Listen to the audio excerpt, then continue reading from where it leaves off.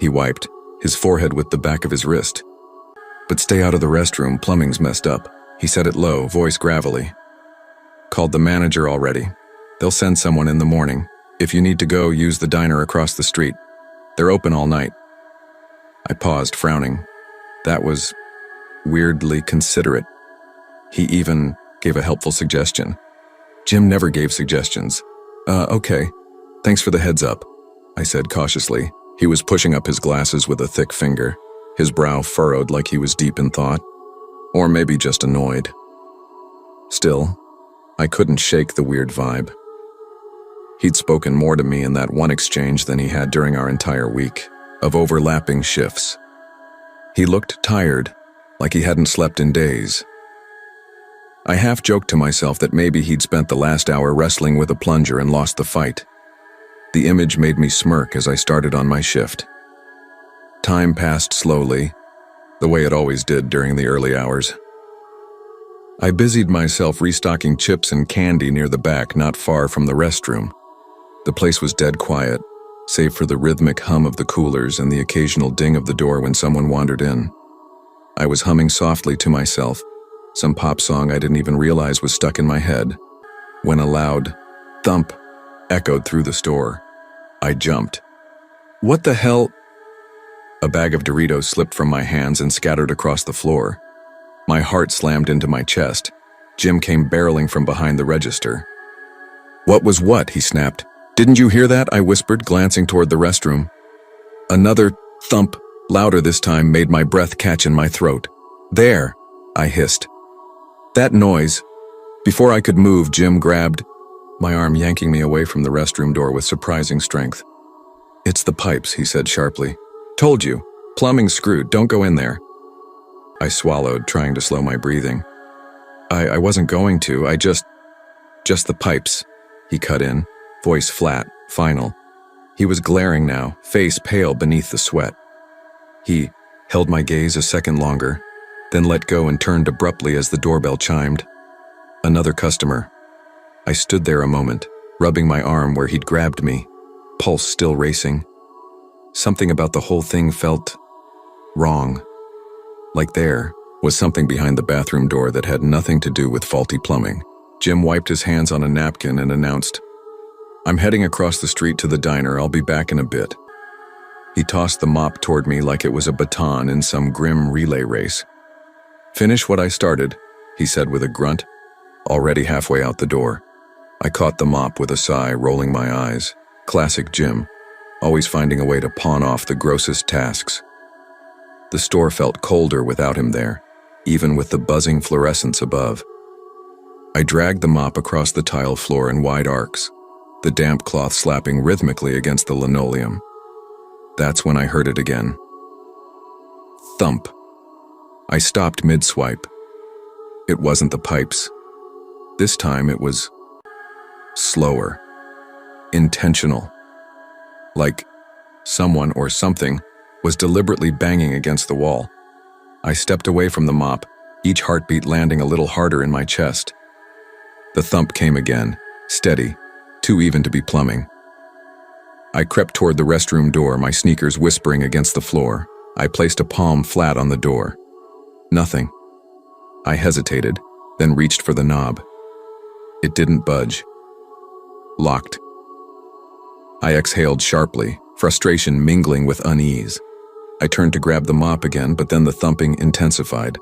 Louder, closer. The kind of sound that bypasses your ears and lodges straight into your bones. Goosebumps bloomed up both arms. My skin felt too tight, my mouth too dry. I edged back toward the door and pressed my ear to it. Thump, thump, thump, thump. It sounded like fists. Fists slamming against the door from the inside. Adrenaline drowned out reason. I had to know what was going on. I darted to the counter, flinging drawers open in a frenzy. No keys. My eyes caught on a paperclip near the register. Stupid, I thought, but it was something. I bent it, fumbled it into the lock, and began to wiggle it around, holding my breath. Come on, come on. The cheap metal scraped uselessly inside the keyhole. Ding. The entrance door chimed. I froze. Footsteps, Slow, measured, coming toward me. I turned my head. Jim stood just a few feet away. His arms hung stiff at his sides. His eyes weren't just cold, they were furious. Something in his face had changed. It was like a mask had fallen off. "I told you not to go near that door, Claire," he said, voice low, trembling with barely restrained rage. I stood up straight, heart pounding. "Jim, that's not the pipes. There's someone in there. I heard them. Where are the keys?" His expression didn't budge. "I've got them," he said simply. "Don't worry about it. Get back to work." He pointed toward the register, then snapped his fingers like I was a damn dog. "No," I said, pulling out my phone. My voice was shaking, but I forced it out. "I'm calling the manager. This is crazy." That was the trigger. Jim lunged. A flash of movement, a blur of arms and fury. I screamed and twisted away, but he was fast, stronger than I thought. He shoved me hard and I slammed into the bathroom door. Pain radiated up my back and stars burst behind my eyes. His face hovered inches from mine, twisted with rage. "You girls never listen," he hissed. His fists clenched and unclenched, his eyes darting, calculating, hunting. Panic overtook everything. I threw myself sideways, trying to bolt, but he grabbed me by the waist. His breath hit the back of my neck, hot and reeking of coffee and something sour. "Looks like I'm gonna have to punish you too," he growled. My blood turned to ice. "What the hell are you talking about?" "Let me go!" I shrieked, thrashing. I reached back blindly, my fingernails finding the soft skin of his face. I raked them across his cheek. He howled, staggering back, just enough for me to twist free. Ran. I almost made it. His bulk hit me like a freight train. We crashed to the floor, my head striking the tile with a sharp crack. Everything spun. My ears rang. The edges of my vision went dark. The last thing I saw was Jim's face, bloody, grinning, before the world slipped out from under me. When I woke up, everything was white. White walls, white sheets. My mom's tear-streaked face hovering over me. She gripped my hand like she was afraid I'd vanish again. "It's okay," she whispered, voice cracking. "You're okay now." I didn't understand. My brain was fogged, the memories slippery, until she told me. Jim had locked a girl in the restroom, a girl he'd kidnapped. The thumping I heard, it was her. She'd been fighting for her life, kicking at the door, trying to make noise, trying to get me to notice. The police arrested Jim that night. Turns out he'd been keeping her hidden for days. He was planning something worse, something I don't want to imagine. They said I was lucky. I don't feel lucky. Even now I can still hear the sound. That thump-thump. I hear it in my dreams. Sometimes I hear it when I'm alone, when it's quiet, when it's late. I haven't stepped inside a convenience store since, and I never will.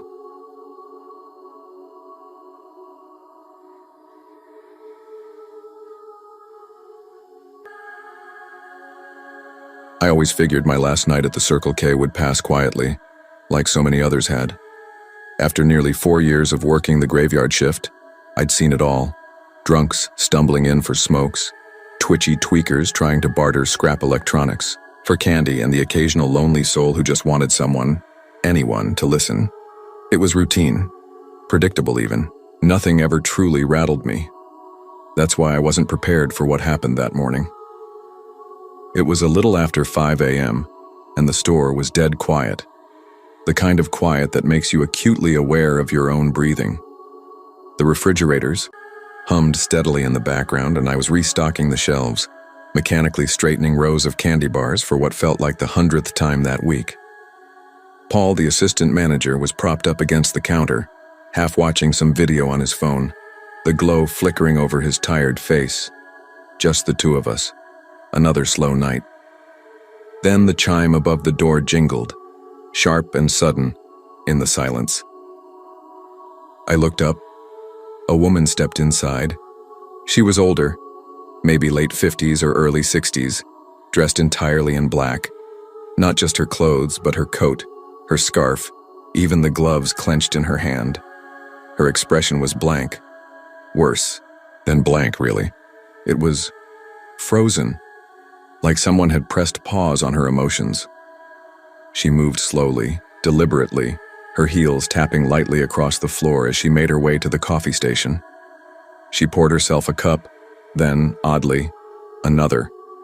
She cradled both in her hands and walked up to the counter. Paul straightened up, putting on that half-awake customer service smile. "That'll be all, ma'am?" he asked, voice soft in the stillness. She didn't answer. She didn't even look at him. She just stood there, eyes unfocused, staring through him like he wasn't there. After several seconds, she turned and walked, almost drifted back toward the shelves, moving like someone trying to remember how to be human. Paul shot me a glance, eyebrows raised. I gave a little shrug. Sometimes you get weird ones, especially this time of night. A few minutes passed before she came back with a single pack of instant ramen. Paul scanned it and repeated, "That'll be all?"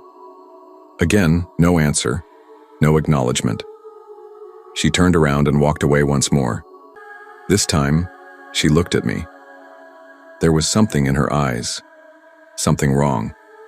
They were hollow, distant, like she'd been pulled so far inside herself that only a shell remained.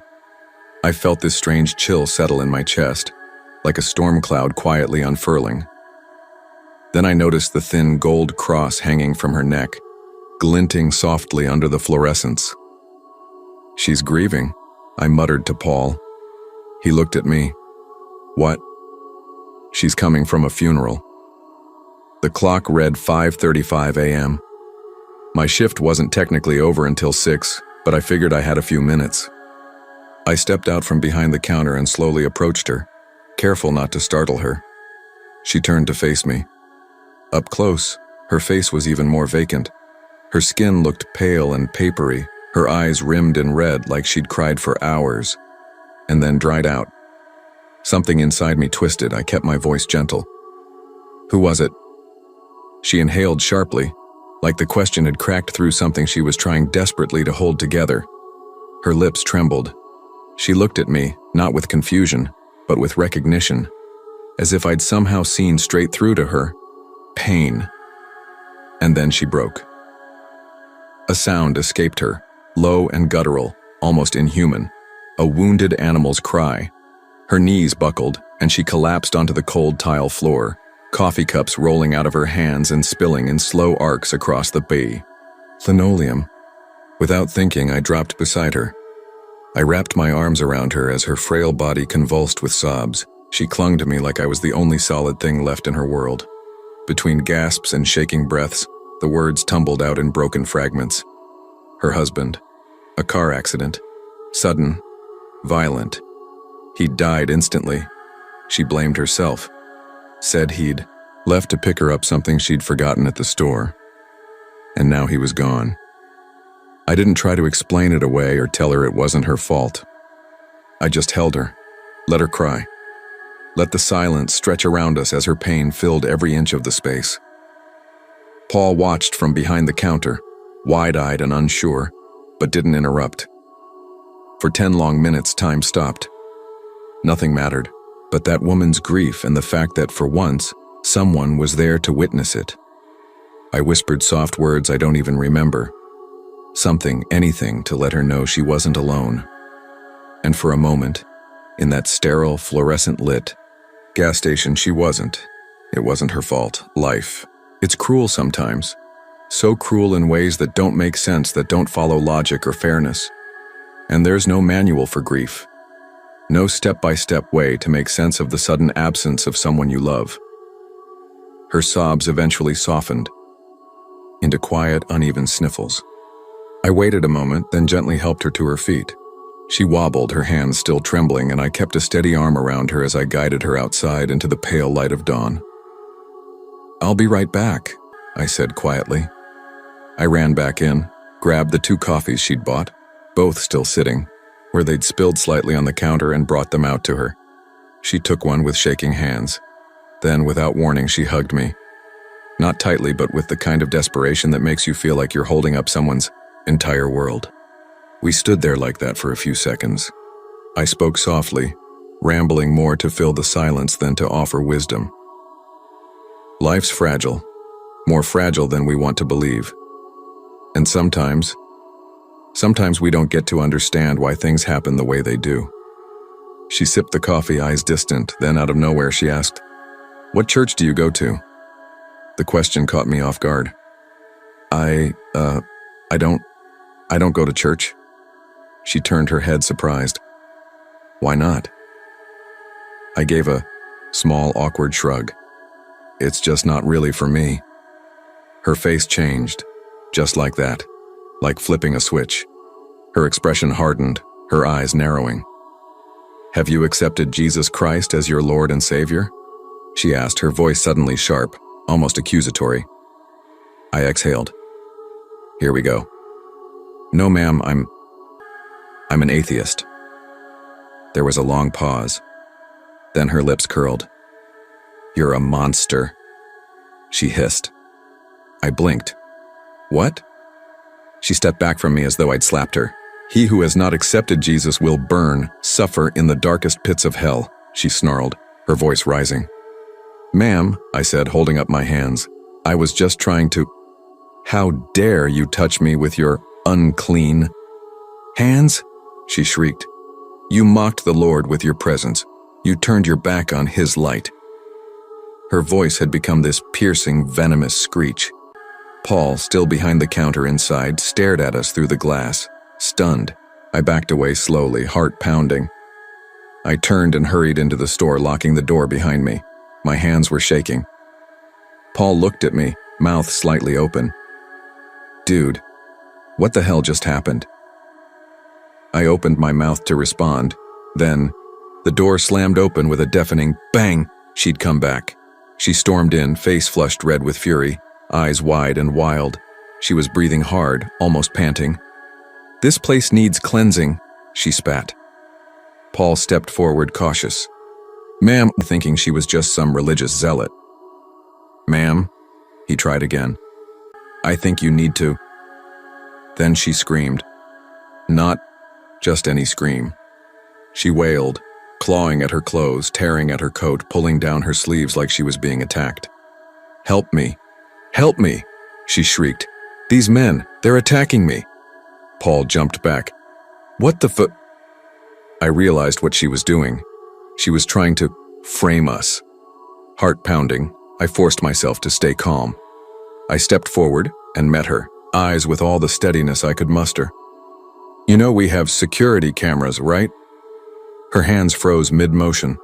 Her wild eyes darted around the store, up to the corners, where the little blinking red lights confirmed the cameras were recording everything. Paul grabbed his phone.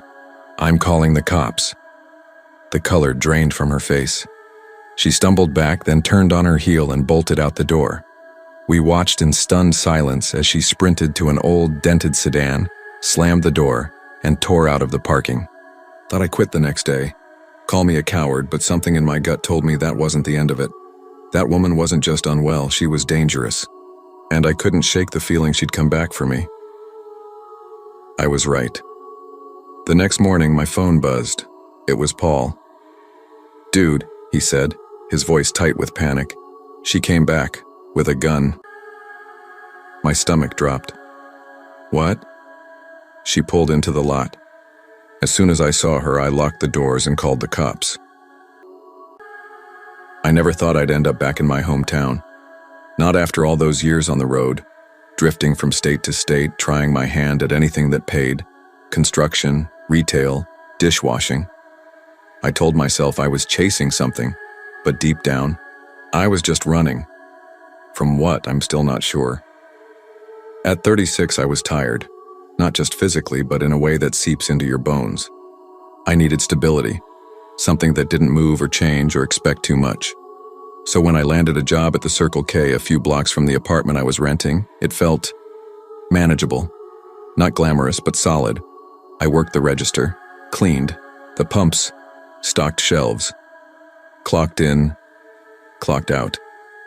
The shifts were long, and the pay was barely enough to cover rent and groceries, but it was routine, predictable, and for a while, that was enough. 3 months in, though, the hours were catching up with me. I was pulling doubles 5 days a week and it was wearing me thin.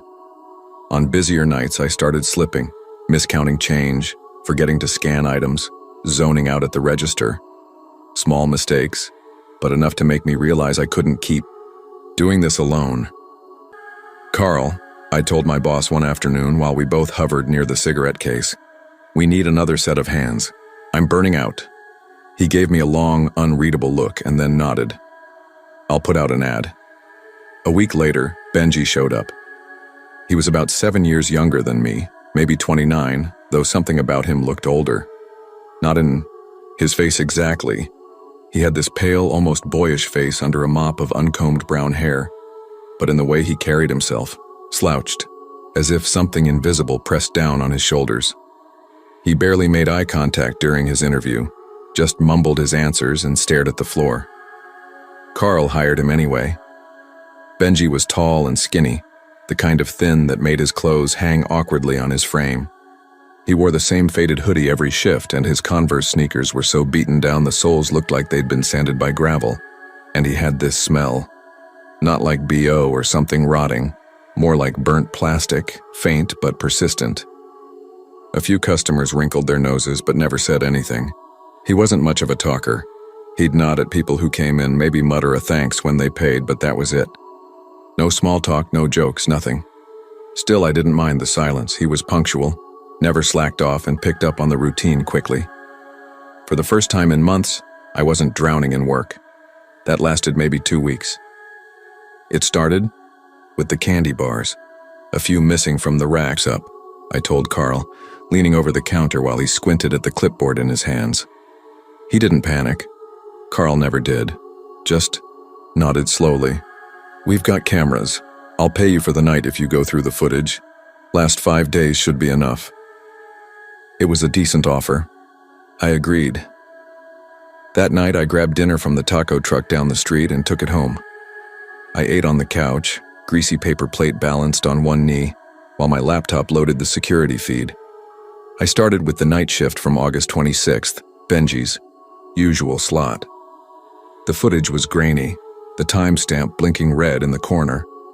Benji was behind the counter, moving things around without much purpose. About 10 minutes in, Anna walked in. She's a regular, mid-40s, always buys the same stuff. A bottle of shower gel and a gossip magazine. She paid, nodded politely, and left. A few minutes later, another customer came in. Tall guy, dark brown skin, wore coveralls. Picked up a bottle of engine oil from the auto aisle. Paid in cash, nothing weird. Then for about 20 minutes, the place was dead. Benji wandered the store, restocking sodas and rearranging chip bags. I zoned out for a bit, scrolling my phone. It wasn't until I heard a faint ding, the doorbell chime, that I looked back up. Anna walked in again. I frowned. It wasn't the next night's footage. I checked the time. Still 9:30 p.m. She grabbed the same exact items, shower gel and a magazine, even walked the same route through the aisles. Deja vu clamped around my chest like a vice. Then the tall guy came in. Same bottle of engine oil, same motions, my heart thudded slow and heavy. I sat up straighter. Maybe I'd hit the rewind button by accident? I dragged the cursor back and watched again. No glitch. The footage played normally. Time moved forward. But the same 2 customers entered in the same exact order, trying to make sense of what I was seeing. My pulse thudded so hard, it felt like it was echoing inside my ribs. What the hell am I looking at? I whispered to no one. Then, just like before, the tall guy entered again. The same stride, the same bottle of engine oil. No, I muttered, louder this time. No, no, no. I slammed the laptop shut, the screen cutting off mid-frame. My breath was ragged, shallow. I pressed my palms against my thighs to steady myself, but it didn't help. Something was wrong. Something was terribly wrong. I bolted to my bedroom, locked the door, and stared at the digital clock on my nightstand for hours, literally hours, watching the numbers change, needing to know that time was moving forward. When daylight finally bled through the blinds, I didn't wait. I grabbed my keys with shaking hands and left the apartment, driving straight to work. Benji didn't show up for his shift. Carl stood behind the counter, frowning, his phone in hand. "I've called him 3 times, he said. Goes straight to voicemail. "I need to show you something," I said, barely recognizing my own voice. We huddled in the cramped back office, and I pulled up the footage. I made him watch the whole thing, the repetition, the impossibility of it. Carl didn't say anything at first, but I saw the way his face changed, his jaw tightening, his skin paling just a shade. In all the years I'd known him, I'd never seen him look scared. "Call the police," he said quietly. 2 days later, a pair of officers arrived, one uniformed, the other in plain clothes. The detective introduced himself as Ramirez. He was calm, methodical, but I could see the unease behind his eyes as he watched the footage. "We looked into your employee," Ramirez said, flipping open a small notepad. "Benji Mason, 27 years old according to the info he provided. But the address he listed on his application..." He paused, glanced at his partner, then looked back at us. "That address is your store." My stomach plummeted. Carl blinked. "That doesn't make any sense." Ramirez exhaled, rubbing the bridge of his nose. 6 years ago, there was a house here, right where we're standing. A family of 6 lived in it. One night there was a fire, a bad one. The whole place went up before the fire department could contain it. 5 bodies were found. I swallowed. My voice barely came out. "And the 6th? "The oldest son's remains were never recovered," Ramirez said. "He was 17 at the time. Name was Benjamin Mason." The room fell silent. Even the humming of the fridge in the back room seemed to stop. Ramirez turned back to the footage. "We found something else, something unusual." I didn't want to hear it. My hands balled into fists, knuckles white. "Each time the loop repeats," he said, "Benji's shadow gets a little shorter." A chill spread through me, numbing. I couldn't speak, could barely breathe. The store stayed open. The police kept the investigation going, but I knew they weren't going to find Benji. Not really. Carl and I split the shifts, pretending everything was fine, smiling at customers, stocking shelves, but I couldn't shake the feeling, that prickling at the back of my neck, that sense that I was being watched. The freezer aisle became unbearable, cold in a way that didn't make sense, like it was draining something from me. I started avoiding it altogether. One night I forced myself back there to restock drinks. The hum of the cooler was loud in the silence. Then I heard footsteps, heavy, dragging, coming up behind me. I turned fast. No one. The aisle was empty, but the air smelled faintly of smoke. Burnt plastic, familiar. I ran. My heart pounded as I reached the counter, gasping for breath. The security monitor flickered. The timestamp froze. 9:30 p.m. From the ceiling speakers, the bell rang. Ding. I turned toward the entrance, already, dreading what I knew I'd see. Anna stepped through the door. Same bottle of shower gel. Same magazine. I didn't wait. I bolted. Out the door. Into the night. I didn't look back. I quit the next morning. But the nightmares didn't stop. Sometimes I see Benji in my dreams, standing by the freezer, his green eyes staring straight, through me, his shadow shorter each time. Eventually I left town again, packed everything and drove west, chasing the horizon like it could save me. But late at night, when I check my phone, I still see them. Notifications from the old store's camera system. Let it go. I thought he was joking, or just a guy with too many late nights behind him. But now I'm not so sure. The first few nights were slow, dull even. I kept busy restocking shelves, wiping down the already spotless counters and watching the security monitors more than I probably needed to. A few customers came in, mostly tired truckers grabbing coffee or bleary-eyed college kids looking for energy drinks and snacks. It was also normal. comfortingly normal. Then things started to shift. It began with little things. A can of ore, soda rolling off the shelf without any reason, no tremor, no breeze, just movement. The automatic doors would open on their own in the middle of the night, but no one ever came in. No cars in the lot, no footsteps, just doors sliding open into the void. And sometimes, especially around 2 or 3 a.m., I'd hear it. A whisper, just barely audible, like a voice pressed against the edge of my hearing. Too quiet to understand, but persistent enough to make the hairs on my arms stand up. It felt like it wanted me to listen, to notice it. I told myself it was stress, lack of sleep, tricks of the mind. I wanted it to be that. But then came the night I couldn't explain away. It was 3:04 a.m. I remember because I glanced at the clock just before it happened. I was leaning on the counter, trying not to nod off, when movement caught my eye on the security screen. Camera 3 facing the storage room showed the door creaking open slowly, quietly. My chest tightened. That door was always locked. I had checked it twice already that night, and I was alone. Absolutely, definitely alone. For a few seconds, I just stared at the screen, hoping maybe it would stop, that it would swing shut again and I could pretend nothing happened. But it didn't. I grabbed the flashlight from under the counter. My hands were colder than they should have been, and I could feel sweat breaking out along my neck. Each step toward the back felt heavier, like something in the air was pushing against me. The storage room was dark and musty, the kind of heavy, stale air that fills old basements. It smelled like, and then, silence. The knocking stopped. The lights steadied. She was gone. I rushed to the glass, heart hammering, but the parking lot was empty. The cold fluorescent lights illuminated only cracked pavement and silent asphalt. I turned to the girl, my hands visibly shaking. "Who are you?" I asked, the words barely making it out of my throat. She tilted her head, expression serene.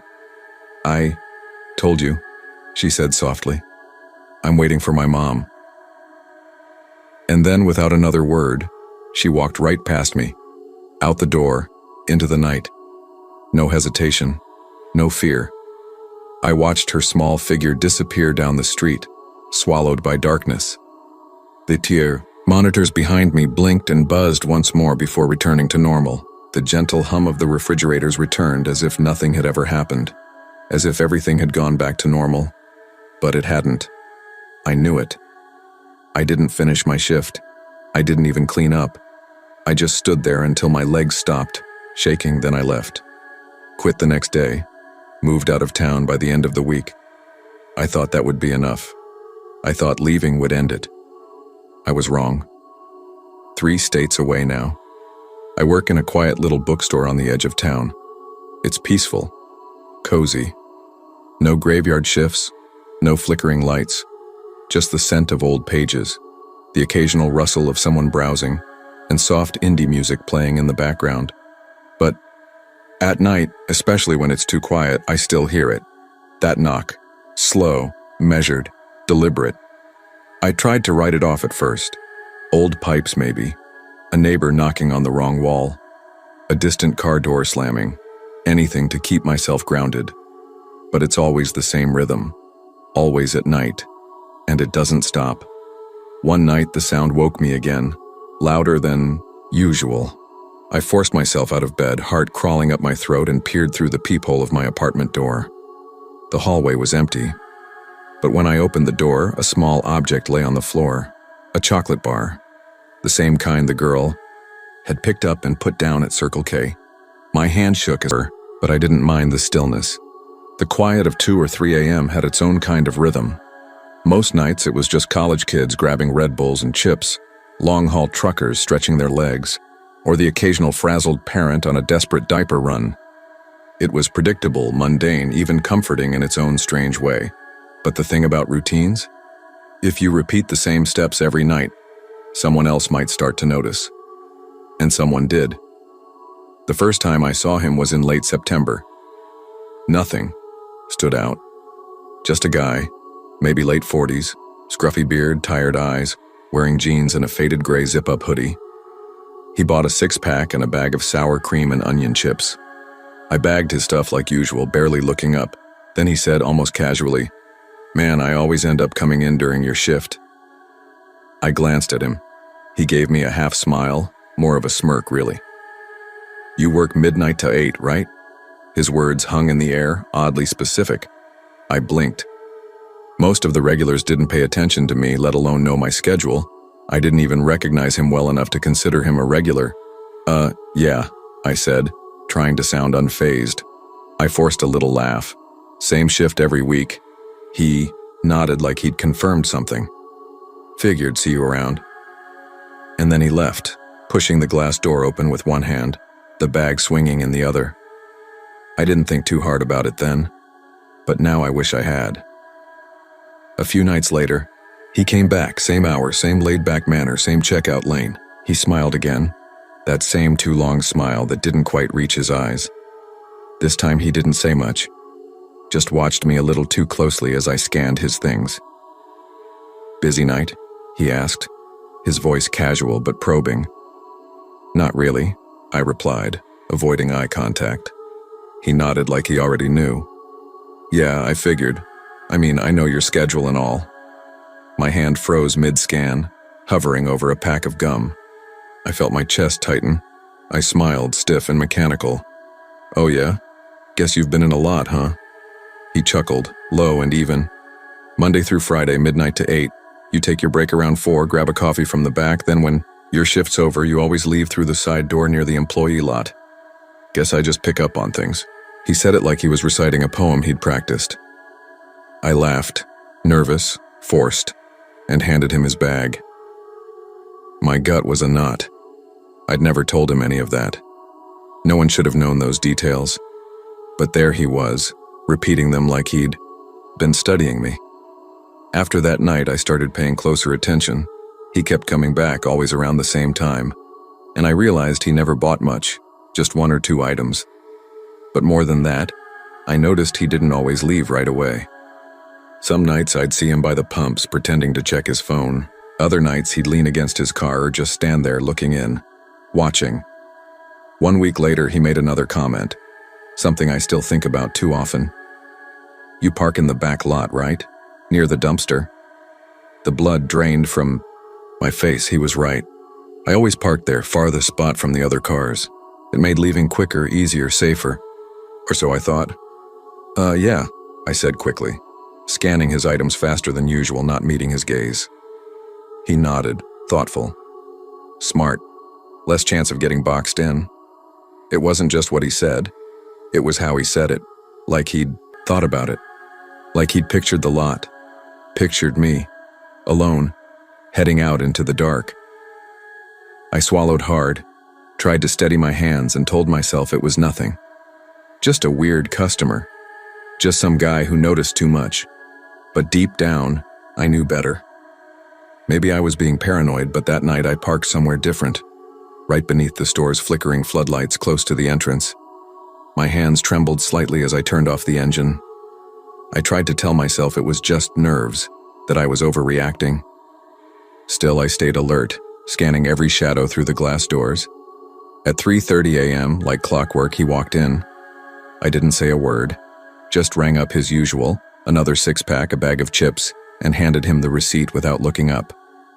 But as he reached for the bag, he smiled. "Switched parking spots, huh?" I froze.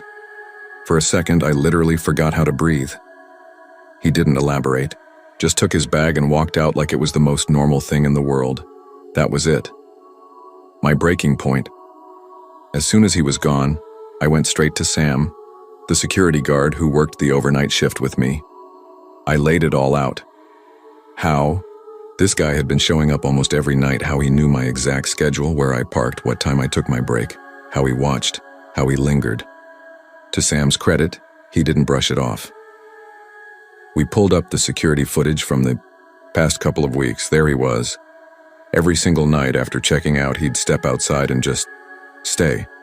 Not smoking, not looking at his phone, just standing there, watching.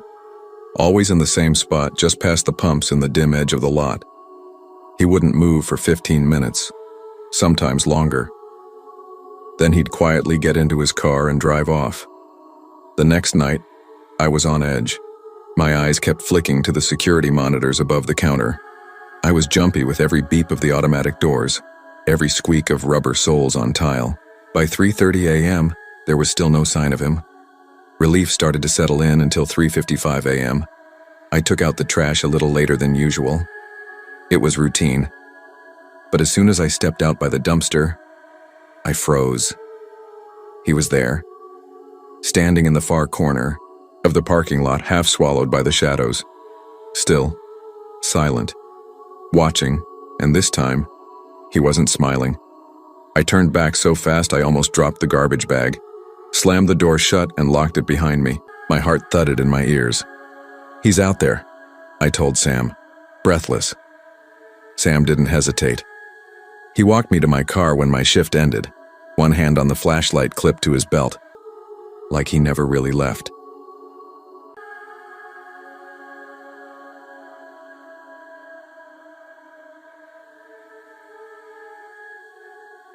I used to enjoy the night shift. There was something comforting about the stillness, the hum of the refrigerators, the empty roads, the world quietly sleeping while I worked. It gave me space to breathe. That was before that night. Before everything changed. I worked at a Circle K just off the highway, the kind of place where truckers stopped for bad coffee and locals came in for gas, smokes, and maybe a stale donut. It wasn't glamorous, but it paid all right. Most of my job was minding the register, restocking shelves, and keeping an eye out for teenagers trying to sneak out candy bars in their hoodies. I'd been doing nights for almost 2 years without anything more exciting than a busted soda machine or a drunk who mistook the mop bucket for a urinal. That night started like every other. I clocked in at 10:01 p.m., gave a nod to Marco from the evening shift, and settled into the quiet hum of fluorescent lights and late-night monotony. The place was dead as usual. I cleaned up a spill in aisle 2, did a quick inventory check, and scrolled through my phone between the occasional customer, just background noise for the long stretch ahead. Then, around 2:30 a.m., things shifted. Was behind the counter, counting out change for this old man buying a newspaper. Who even reads those anymore? When I saw him. At first, just a figure outside, just beyond the reach of the parking lot lights. A man standing still. He didn't move, didn't come closer. Just stood there, watching. I squinted. Average build, maybe 6 feet. Wore a dark jacket and jeans, nothing unusual. But something about the way he stood, so still, too still, set off a quiet alarm in the back of my brain. A primal sort of discomfort, like when you sense something's off before your mind has caught up. I tried to brush it off. Maybe he was waiting for someone. Maybe his car broke down. Maybe he just liked staring creepily at gas stations in the middle of the night. I focused on the old man, gave him his change, and offered a polite nod. As he shuffled out, I reached over and quietly locked the door behind him. Technically, we were supposed to keep it open 24/7. Corporate policy. But I didn't care. My gut said, nope. I watched through the glass. The man didn't move for a while. Just stood in the dark, hands in his pockets like he was deciding something. Then finally he started walking, slowly, deliberately, toward the door. When he got closer, I could see him more clearly. Too clearly. His face was off, like he was wearing it. Everything looked normal at a glance, but the details were wrong. Skin too smooth, jaw too clean, eyes too wide, too bright. Like he'd practiced looking normal and was almost there. Like a mannequin brought to life. And then he smiled. It wasn't friendly. It was calculated. Lips curled just enough, but the eyes didn't match. There was no warmth, just cold curiosity. That kind of smile makes your stomach twist, even if you don't know why. He raised his hand and knocked once. Thunk. Slow. Measured. I hesitated. Everything in me screamed, "Don't open the door." "We're closed," I said, louder than I meant to. He leaned a little closer, his face inches from the glass. "You're open 24 hours, he replied. His voice was muffled, but I could hear it clearly, too calm, too smooth. I swallowed. Not tonight. Systems down. I lied. He tilted his head, just a fraction, like a dog trying to understand. A command. Then he stepped back, still smiling. "All right," he said, "I'll wait." And he did. He didn't leave. Didn't knock again. Just stood there, rocking slightly on his heels, hands buried in his pockets like he had all night. Like time didn't matter to him. The way he stared. It was like he was watching a fish in a tank, waiting to see what it would do next. My chest tightened. Something was wrong. Deeply, seriously wrong. I grabbed my phone, heart racing, and fumbled to unlock it. Battery, 2%. Come on, come on. I tried to dial 911, but before I even hit the green button, the screen went black. Dead. Damn it, I hissed. Panic rose in my throat like bile. I glanced toward the back. There was a landline in the stockroom, mounted on the wall next to the cleaning supplies. I could make the call from there, if I could just make it without taking my eyes off the guy, without letting him out of sight. But when I looked back at the glass, he was gone. If I left the counter, I'd be out of sight for at least 5, maybe 10 seconds. That was all it would take. For what? I didn't even know. But every part of my body was screaming that those seconds mattered. I took a breath, a deep, shaky one, then forced my legs to move. I turned and walked quickly toward the back, heart thudding in my chest like a drum beat getting faster. That's when I heard it. Click. The unmistakable sound of the front door unlocking. I froze, spun around, was already inside. Just there, as if the door had opened for him. My stomach dropped. I knew. I had locked that door. I had heard the bolt slide into place. He stepped in like he owned the place, the door clicking shut behind him. I reached for the closest thing I could grab, some metal clipboard from the counter, gripped it like a bat, hands trembling. "No need for that," he said gently, almost soothingly. "I just need a little help." His voice was calm too, calm. The kind you hear in people who either have total control or are about to lose it. "Get out," I said. Tried to sound firm, but it came out thin, uncertain. He didn't flinch, just took another casual step forward. "See, my car broke down up the road," he continued as if we were chatting over coffee. "Just need to borrow a phone." "Then, use yours," I snapped, edging slowly toward the back. He gave me that damn smile again, that mask of a smile stretched across his face like he'd practiced it in the mirror 1,000 times. "Battery's dead." "Mine too," I lied. His smile widened, eyes never leaving mine. "That's all right," he said, smooth as silk. "I'll just wait with you until morning." My blood turned to ice. That's when I knew. He wasn't going to leave. And he wasn't going to ask again. I glanced at the stockroom door. I could see the handle, the lock just above. If I could make it inside, I could reach the landline, but he was closer than I was. And then, as if he knew, he stepped forward. "Hey," he said, voice still calm, but his eyes. God, his eyes. There was nothing human left in them. Something behind them flickered. Calculation, hunger, something. And my whole body tensed. "Why don't we just talk for a bit?" My brain was screaming, "Run," but my body refused to listen. My muscles locked, my feet stayed planted, and the air felt thick like breathing through soup. The walls of the store seemed to inch closer. I was trapped, stuck. Then, headlights. Bright, sudden headlights swept across the store as a car pulled up outside. A pair of high beams lit the front glass like floodlights. His expression flickered.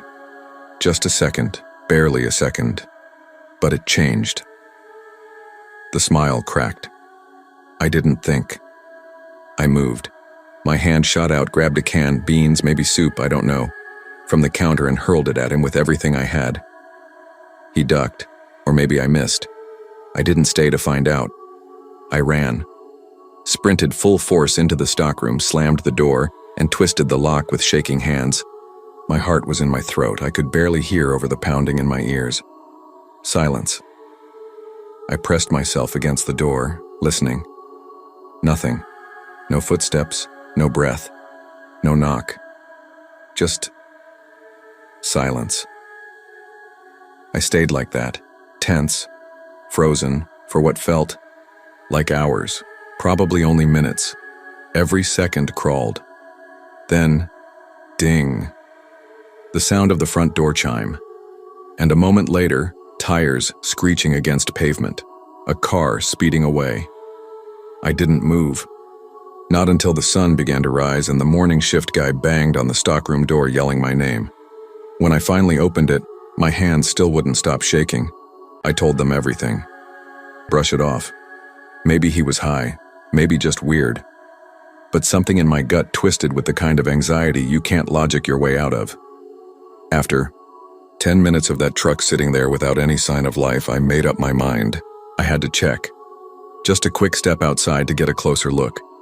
Maybe call out, maybe just make sure everything was okay.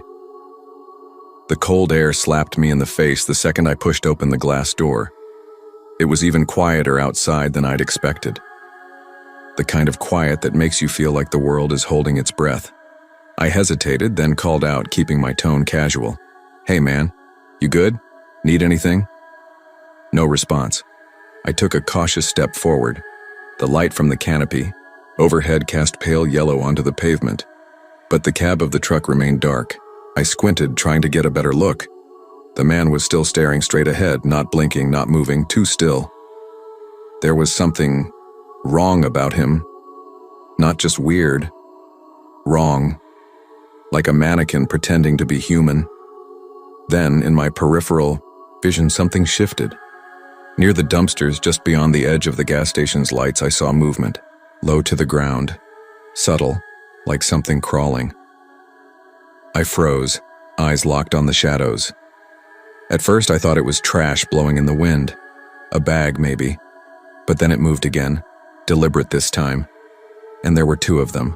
Two figures, crouched low and gliding along the gravel like they had no weight. Just shapes, formless at first, but definitely human-sized. Watching, creeping. I stepped back instinctively, my hand going to my pocket where my phone was. The cold suddenly felt deeper, sharper. The air was too still, too quiet. That terrible kind of quiet where you start to hear your own blood rushing in your ears. And that man in the truck, he hadn't moved. Not an inch. Just sitting there like a statue, while something or someone skulked in the darkness behind him. Something was very, very wrong. Two men crouched low just beyond the pale light of the gas station, their eyes locked on me. My breath caught in my throat, sharp and sudden, freezing me for a heartbeat. Before I could even process what was happening, one of them lunged forward, fast, like a predator closing in. Panic exploded in my chest. Without thinking, I spun around and ran. Behind me, the scrape of boots against the cracked pavement sent a jolt of terror straight through my veins. My heart thundered, adrenaline flooding every nerve. The door to the store was right there, just a few frantic steps away. I reached it, fumbling wildly with the lock, my hand shaking so badly I thought I'd drop the keys. Then, thud, something slammed hard against the glass, the impact knocking me off balance for a second. I twisted the lock and shoved the door open just in time. Outside, the two men stood up slowly, no longer crouched. One was tall, wearing a dark jacket, and he smiled like this whole thing was some kind of twisted joke. The other didn't even look at me. He was already heading back to the truck. That's when it hit me.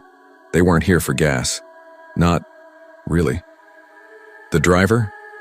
He was still sitting in the truck, completely unmoved, completely silent, like none of this was happening. Just sitting there, waiting. One of the men knocked on the glass lightly, almost playfully, as if teasing me. Then, without a word, he turned and walked back toward the truck. The three of them climbed inside, the engine revved up, and then, just like that, they pulled away. No screeching tires, no rush. Just a slow, deliberate roll back onto the highway, disappearing into the darkness. I stayed inside the store, truck, same pump. This time, I didn't go outside. I stayed behind the counter, my hand hovering over the phone, eyes glued to the security monitor. Then, it got worse. The store phone rang. I jumped, stomach twisting into knots. The caller ID said, unknown. I hesitated but picked up anyway. For a moment, there was only silence.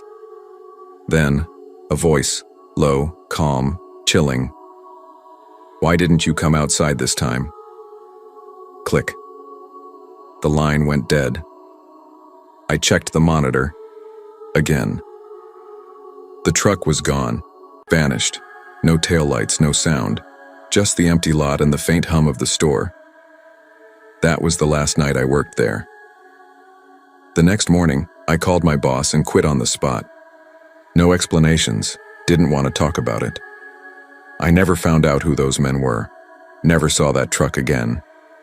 But one thing I know for certain, that first night, I wasn't supposed to see them.